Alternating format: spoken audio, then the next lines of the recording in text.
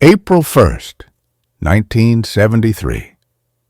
I used to think Great Waterton was just another boring Sodor story teachers told us to make history lessons last longer.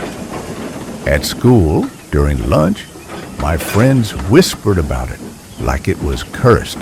They said Great Waterton got its name from the waterworks, the place that once supplied water to every town on Sodor.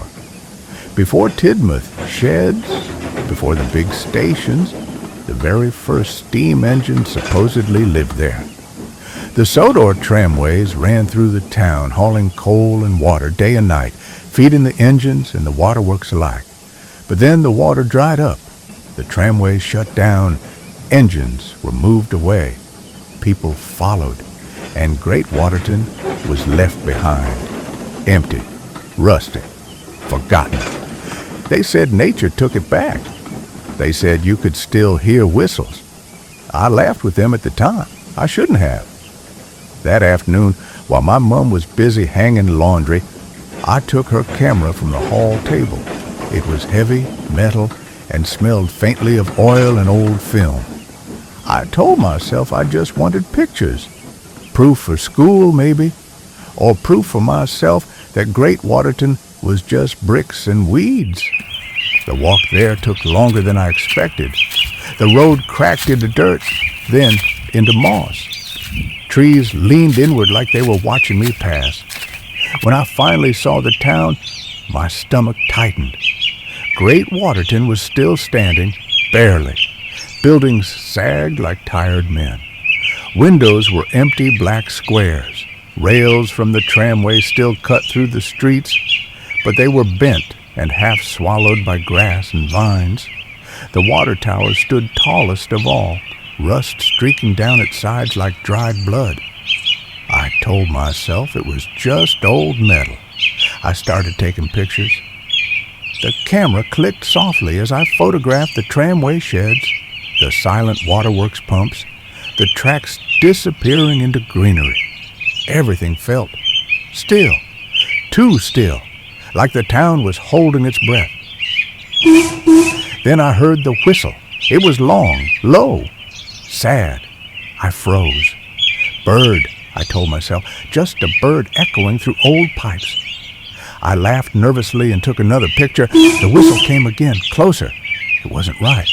It wasn't sharp like a bird or hollow like wind. It had weight to it, like something forcing air through iron lungs.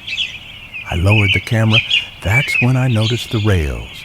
They were shining, not rusted, not broken, clean, like they'd been used recently. My heart started pounding. I took one last picture of the water tower and turned to leave. And that's when I saw it. A tank engine rolled slowly out from behind the tramway shed. At first, my brain refused to understand what my eyes were seeing. It had the shape of an engine, small, squat, like something from the old photographs in books. But it wasn't metal. Its boiler pulsed like it was breathing. The sides of it looked wet, fleshy. Veins ran where rivets should have been, twitching beneath a stretched, sickly surface. Its face, oh God, its face wasn't painted on. It was grown. The eyes were sunken and yellow, staring straight at me. Its mouth stretched too wide, lips splitting as steam hissed out, carrying a smell like rot and oil mixed together. The whistle screamed again. This time, it wasn't sad. It was hungry. I ran. The camera bounced against my chest as I bolted down the cracked road. Behind me, I heard metal grinding and something wet slapping against the tracks. The engine moved faster than it should have, its wheels screeching like they were tearing through bone instead of steel. "Come back!" it hissed, not with words, but with steam and sound that crawled straight into my head. I didn't look back.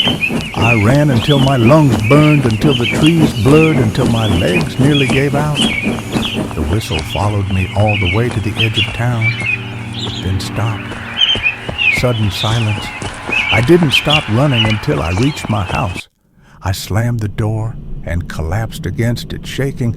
I waited for the sound of wheels, for the scream of a whistle. Nothing came. That night, I developed the film.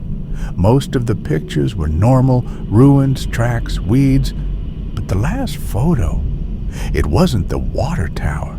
It was me, standing on the road, and behind me, reflected in the camera lens, the engine's face, staring, smiling. I don't go near Great Waterton anymore, but sometimes late at night, when everything is quiet, I hear a whistle, and it sounds like it's calling my name.